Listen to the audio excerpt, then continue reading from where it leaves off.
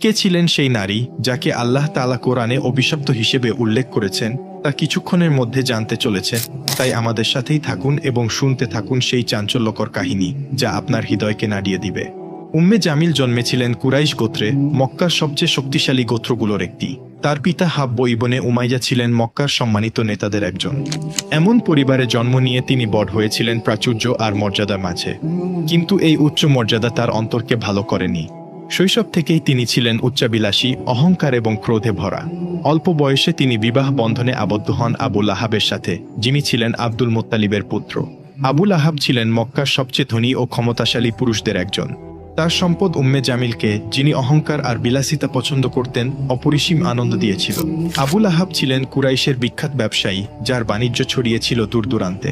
উম্মে জামিল এই সম্পদ ব্যবহার করে মক্কার সবচেয়ে আলোচিত নারীদের একজন হয়ে উঠলেন। কিন্তু তিনি শুধু তার স্বামীর সম্পদের ছায়ায় বসে থাকতেন না। তার সবচেয়ে বড় অস্ত্র ছিল তার তীক্ষ্ণ জিহ্বা। তিনি তার চারপাশের নারীদের উপর প্রভাব বিস্তার করতেন, গুজব ছড়াতেন, যাকে ঘৃণা করতেন তার নাম নষ্ট করার চেষ্টা করতেন। এই কাজ তাকে আরও গর্বিত করত। কিন্তু আসল সত্য ছিল, তিনি ভয় পেতেন, তার ক্ষমতা আর মানুষের সম্মান হারানোর ভয়। মক্কায় যখন মানুষ বাণিজ্যে ব্যস্ত থাকত, কেউ কেউ তাদের গোত্রের সম্মান রক্ষায় মগ্ন থাকত। কিন্তু উম্মে জামিল ছিলেন তার গোত্র আর স্বামীর মর্যাদা ধরে রাখার জন্য আচ্ছন্ন। তার কাছে সবচেয়ে গুরুত্বপূর্ণ ছিল কুরাইশের নেতৃত্ব, বিশেষ করে উমাইয়া পরিবারের প্রভাব। কিন্তু একদিন মক্কার বাতাসে এমন এক খবর ছড়িয়ে পড়ল যা তার অন্তরে বিপর্যয় নিয়ে এল। নবী মুহাম্মদ সাল্লাল্লাহু আলাইহি ওয়াসাল্লাম ঘোষণা করলেন, আমি আল্লাহর রাসূল। উম্মে জামিলের জন্য এই কথা ছিল ঝড়ের মতো। তিনি নবীর পারিবারিক বংশ ভালোভাবে জানতেন। তিনি ছিলেন হাশিম পরিবারের, যা কুরাইশের একটি শক্তিশালী শাখা। কিন্তু যদি তিনি সত্যিই নবী হন, তাহলে তার ক্ষমতা কি বিপদে পড়বে না? তার জন্য এটি সত্য মিথ্যার প্রশ্ন ছিল না, এটি ছিল নিয়ন্ত্রণের লড়াই। যদি ইসলাম মক্কায় ছড়িয়ে পড়ে, কুরাইশের শাসন ভেঙে যাবে আর তার গর্বের জগৎ ধুলায় মিশে যাবে। তাই তিনি ইসলামের বিরুদ্ধে লড়াইয়ে নেমে পড়লেন, প্রথম নারীদের একজন হিসেবে। তার স্বামী আবু লাহাব ইতিমধ্যেই নবীর বিরোধিতা শুরু করেছিলেন, কিন্তু উম্মে জামিল এই ঘৃণাকে আরও তীব্র করলেন। তিনি শুধু ইসলামের বিরুদ্ধে দাঁড়ালেন না, তিনি এটি ধ্বংস করার জন্য সবকিছু করলেন। নবীর সম্মান নষ্ট করতে, মুমিনদের ভয় দেখাতে তিনি তার বিষাক্ত কথা ছড়িয়ে দিতেন মক্কার সরু গলিতে, বাড়ির উঠোনে, কাবার চারপাশে। তিনি ছিলেন শুধু একজন শত্রু নন, তিনি হয়ে উঠেছিলেন ফিতনার কারণ। কিন্তু তার আসল যুদ্ধ তখনও শুরু হয়নি। উম্মে জামিলের জন্য ইসলাম ছিল শুধু একটি বিশ্বাস নয়, এটি ছিল তার জীবনের জন্য গুরুতর বিপদ। মক্কা ছিলেন এক ব্যক্তি, নবী মুহাম্মদ সাল্লাল্লাহু আলাইহি ওয়াসাল্লাম, যিনি বহু বছরের পুরনো ব্যবস্থার বিরুদ্ধে দাঁড়িয়েছিলেন। আর উম্মে জামিল এই নতুন দিনের বিস্তার রোধ করতে যে কোনো কিছু করতে প্রস্তুত ছিলেন। প্রথমে তিনি এটিকে গুরুত্ব দেননি। নবীর নবুয়াতের দাবি শুনে তিনি ভেবেছিলেন এটি বেশি দিন টিকবে না। কিন্তু যখন মানুষের ভিড় তার পিছনে জড়ো হতে শুরু করল, তখন তার অন্তরে ভয় আর ক্রোধ জ্বলে উঠল। আবু লাহাবের সাথে মিলে তিনি এই নতুন দিনের বিরুদ্ধে লড়াইয়ের নেতৃত্ব দিলেন। মক্কার নারীদের উপর তার প্রভাব ছিল অপরিসীম। তার একটি কথা শহর জুড়ে ছড়িয়ে পড়ত দ্রুত। তিনি এই ক্ষমতা ব্যবহার করলেন ইসলামের ক্ষতি করতে। উম্মে জামিল মিথ্যা ছড়াতেন, ভুল গল্প রটাতেন। মুহাম্মদ পাগল, উম্মে জামিল চিৎকার করে বলতেন। মুহাম্মদ জাদুকর, উম্মে জামিল মানুষকে সতর্ক করতেন।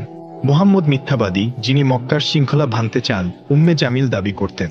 এই মিথ্যার উদ্দেশ্য ছিল শুধু মানুষকে বিভ্রান্ত করা নয়, এটি ছিল নবীর সম্মান ধুলায় মিশিয়ে দেওয়া, মানুষকে তার থেকে দূরে সরিয়ে দেওয়া। তিনি এমনকি নিম্নমানের পন্থাও ব্যবহার করেছিলেন। একদিন মক্কার বাজারে তিনি মানুষ জড়ো করে চিৎকার করে বললেন, মুহাম্মদ তার নিজের পরিবারেরও ক্ষতি করছেন। কিন্তু সত্য ছিল এর সম্পূর্ণ বিপরীত। নবী ছিলেন মক্কার সবচেয়ে সৎ, সবচেয়ে বিশ্বস্ত মানুষ। তবু উম্মে জামিল তার নামে মিথ্যা রটিয়ে চললেন। তার সবচেয়ে বড় শত্রু ছিলেন উম্মুল মুমিনিন খাদিজা রাদিয়াল্লাহু তাআলা আনহা। তিনি ছিলেন মক্কার সবচেয়ে সম্মানিত নারী এবং নবীর সবচেয়ে শক্তিশালী সমর্থক। উম্মে জামিল খাদিজার প্রতি তীব্র হিংসা পোষণ করতেন। তিনি তার নামে হাসি ঠাট্টা করতেন, মক্কার নারীদের তার বিরুদ্ধে খেপিয়ে তুলতেন, তাকে একা করে দেওয়ার চেষ্টা করতেন। তিনি খাদিজার সাথে দেখা করা নারীদের হুমকি দিয়ে বলতেন, তোমরা যদি তার সাথে মিশতে থাকো, আমরা তোমাদের সমাজ থেকে বের করে দেব। কিন্তু খাদিজার শান্ত মর্যাদা, তার অটল বিশ্বাস উম্মে জামিলের সমস্ত চক্রান্ত ব্যর্থ করে দিল। তার অন্তরে ছিল নবীর প্রতি অগাধ ভালোবাসা, যা উম্মে জামিলের ক্রোধের চেয়ে অনেক বড় ছিল। উম্মে জামিল শুধু কথায় থামেননি, তিনি ইসলামকে থামানোর জন্য হাত পা সবই চালিয়েছিলেন। তিনি নতুন মুসলিমদের ভয় দেখানোর, তাদের ইসলাম ত্যাগ করতে বাধ্য করার পরিকল্পনা করতেন। তিনি কুরাইশ নেতাদের উস্কে দিতেন মুসলিমদের উপর চাপ বাড়াতে। তিনি নবীর পথে পাথর আর কাঁটা ফেলে তার ক্ষতি করার চেষ্টা করতেন।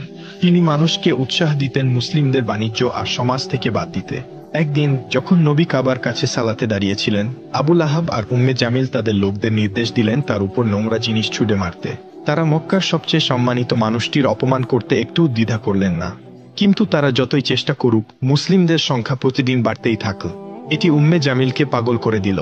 তার মিথ্যা চক্রান্ত আর যথেষ্ট ছিল না, তিনি নবীকে হত্যার পরিকল্পনা শুরু করলেন।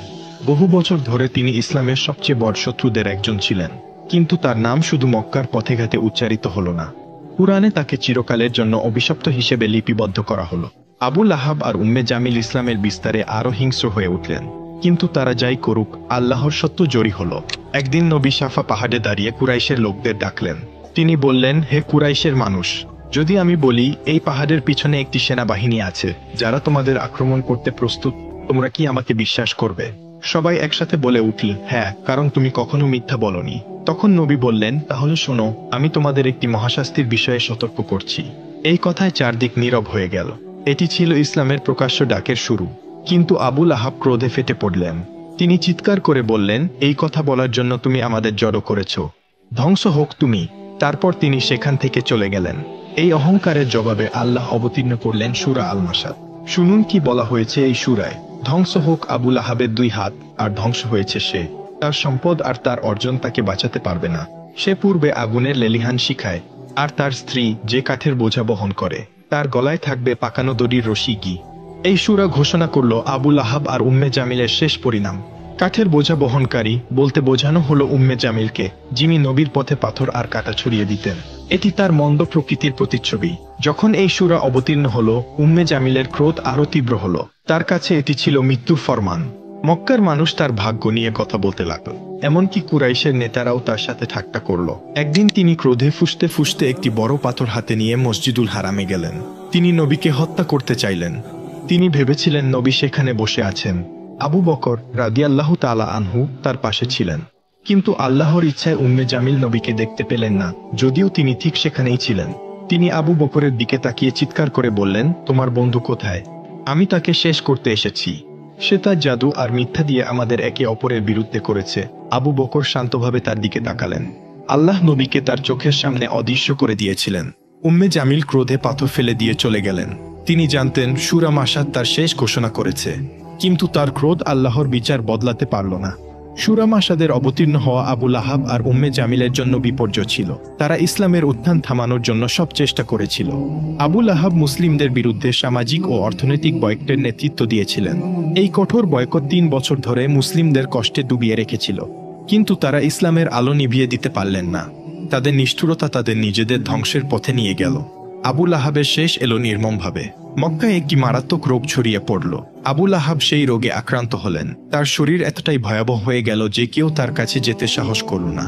এমনকি কুরাইশের লোকেরাও তাকে ত্যাগ করল। তিনি একা মারা গেলেন, ব্যথায় কাতরাতে কাতরাতে।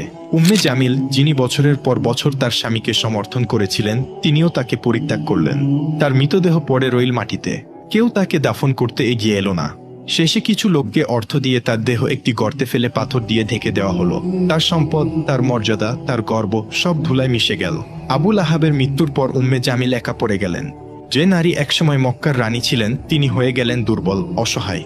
মক্কার মানুষ ফিসফিস করে বলতে লাগল, সূরা মাসাদের অভিশাপ তার উপর পড়েছে, কি তবু তিনি থামলেন না। তিনি মুসলিমদের বিরুদ্ধে ঘৃণা ছড়াতে থাকলেন। কিন্তু সময়ের সাথে তিনিও দুর্বল হয়ে পড়লেন। তার শেষও এলো নির্মমভাবে। কেউ কেউ বলে তিনি একটি বড় পাথরের নিচে চাপা পড়ে মারা গেলেন। কেউ বলে একটি দড়ি তার গলায় পেঁচিয়ে তাকে শ্বাসরোধ করল। সূরা মাসাদের কথা, তার গলায় থাকবে পাকানো দড়ির রশি, তার মৃত্যুতে সত্য হয়ে উঠল। উম্মে জামিল আর আবুল আহাব ছিলেন ইসলামের সবচেয়ে বড় শত্রু। তারা মনে করেছিল তাদের সম্পদ আর ক্ষমতা তাদের বাঁচাবে, কিন্তু আল্লাহর বিচার থেকে তারা পালাতে পারলেন না। এই দুনিয়ায় তাদের জীবন শেষ হলো অপমানে, কষ্টে আর চিরন্তন শাস্তির প্রতিশ্রুতিতে। এই গল্প শুধু তাদের নয়, এটি একটি সতর্কবাণী প্রতিটি অবিশ্বাসী আর জালেমদের জন্য, যারা সত্যের বিরুদ্ধে দাঁড়ায়। হে আল্লাহ, আমাদের অন্তরকে আবুল আহাব আর উম্মে জামিলের মতো সিল করে দেওয়া অন্তর থেকে রক্ষা করো। আমাদের পথ দেখাও নবীর পথে, যেন আমরা ঈমান, ন্যায় আর ভালো চরিত্রে জীবন কাটাতে পারি। আমাদের অন্তরকে পবিত্র করো অহংকার, হিংসা আর ঘৃণা থেকে। আমাদের সঠিক পথে অটল রাখো। আমিন।